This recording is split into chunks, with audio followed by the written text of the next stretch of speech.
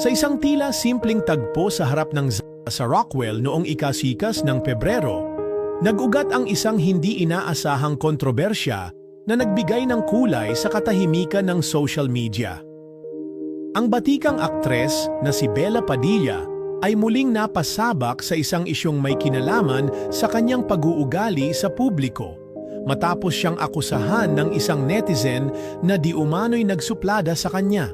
Ang netizen na may username na Len na may strawberry icon sa dulo ng pangalan ay nagbahagi ng kanyang karanasan sa TikTok video ng aktres.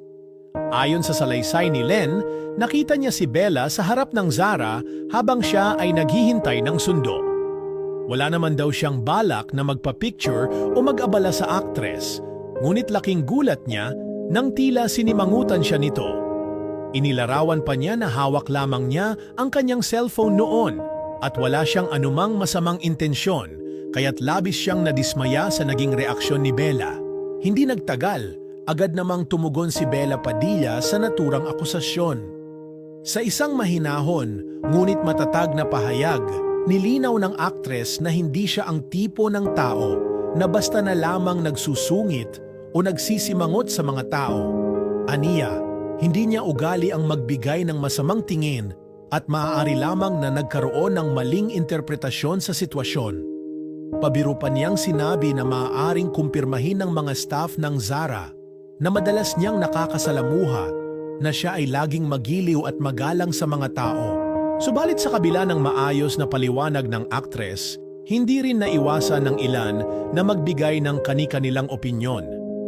May mga tagahanga na agad na dumepensa kay Bella, sinabing baka nga pagod lamang ito o may iniisip ng mga oras na iyon. Marami rin ang nagpatunay na sa mga pagkakataong nakita nila si Bella, wala silang naranasang supladang pag-uugali mula sa kanya. Sa halip, kilala siya bilang approachable at mapagkumbaba. Ngunit sa kabila ng pag-usbong ng isyong ito, isa lamang ang malinaw, ang mga artista sa kabila ng kanilang kinang at kasikatan ay tao rin na nakakaranas ng pagod, lungkot at pagkabahala. Hindi lahat ng ekspresyon sa mukha ay sumasalamin sa tunay nilang nararamdaman. At minsan, ang isang simpleng pagkakasalubong ay maaaring magdulot ng hindi pagkakaintindihan. Sa huli, ang insidenteng ito ay nagsisilbing paalala na sa halip na agad na humusga, mas makabubuting bigyan natin ang bawat isa ng espasyo at pangunawa.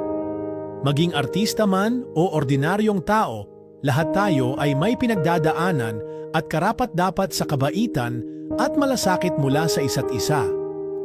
Si Bella Padilla, na ilang beses nang napatunayan ang kanyang kabutihan sa industriya at sa kanyang mga fans, ay patuloy na nananatiling matatag sa kabila ng mga isyong tulad nito, isang patunay na mas matimbang pa rin ang kabutihan kaysa sa anumang panandaliang hindi pagkakaintindihan.